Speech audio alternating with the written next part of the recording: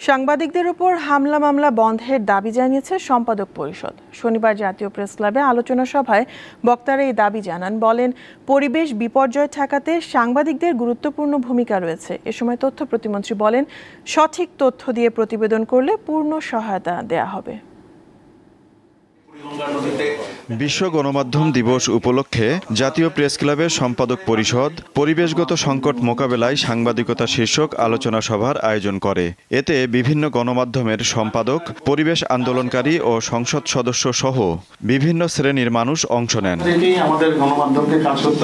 বক্তারা পরিবেশ রক্ষার গুরুত্ব তুলে ধরে বলেন, এ বিষয়ে সরকারের সহায়ক শক্তি হিসেবে সাংবাদিকরা বড় ধরনের ভূমিকা রাখতে পারে। কারণ পরিবেশ নষ্টকারীরা বেশিরভাগ প্রভাবশালী হওয়ায় সাংবাদিকরা প্রতিবেদন করার ক্ষেত্রে বাধার সম্মুখীন হন। জলবায়ু পরিবর্তনের কথা বলা হচ্ছে, ওইটা ঘটে গেলে আমাদের দেশের 1/3 চলে যাবে সমুদ্রের নিচে। তার মানে আমি যেভাবে আমার দেশের মানচিত্র আঁকি, আমার সন্তান সেভাবে আঁকবে না।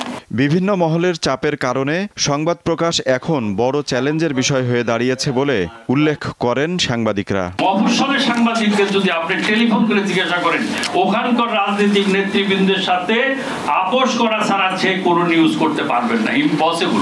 একটা আইন হয়ে যাক না, অ্যাটলিস্ট আইন না হোক, আপনার একটা অফিসিয়াল স্টেটমেন্ট হয়ে যাক যে বস্তুনিষ্ঠ সাংবাদিকতা তথ্যভিত্তিক যে ধরনের পরিবেশের রিপোর্ট হবে, ওই সাংবাদিকদের কেউ আঘাত করতে পারবে না। বস্তুনিষ্ঠ সংবাদ প্রকাশে পূর্ণ সহায়তা দেওয়ার কথা জানান তথ্য প্রতিমন্ত্রী। মফস্বলে আবার অপসাংবাদিকতার চর্চা অনেক হয়, যেখানে পেশাদারিত্বের অভাব দেখা যায়, এবং এই অপসাংবাদিকতার চর্চা আসলে সবচেয়ে বেশি ক্ষতিগ্রস্ত করে পেশাদার সাংবাদিকদের। সরকার গণমাধ্যমকে বন্ধু মনে করে এবং সকল সমালোচনাকে স্বাগত জানায় বলেও উল্লেখ করেন তথ্য প্রতিমন্ত্রী।